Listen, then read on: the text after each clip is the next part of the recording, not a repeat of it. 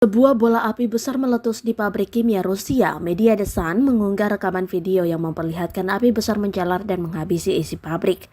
Pada keterangan unggahan disebutkan hal ini disebabkan adanya tindakan sabotase terbaru terhadap invasi Kremlin. Ledakan besar-besaran merobek tanker rel besar yang berisi pelarut di sebuah pabrik di Zerahinsk. Kota sekitar 250 mil sebelah timur Moskow telah dijuluki sebagai tempat paling tercemar di dunia karena adanya ledakan tersebut.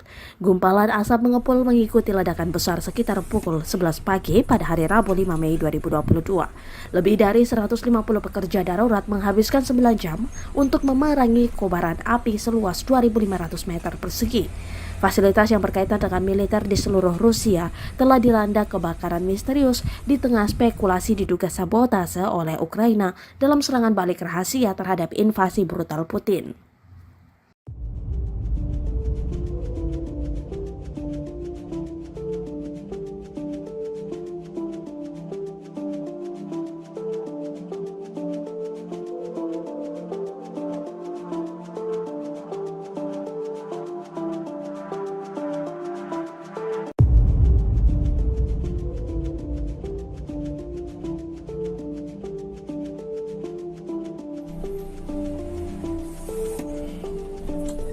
Terima kasih sudah nonton.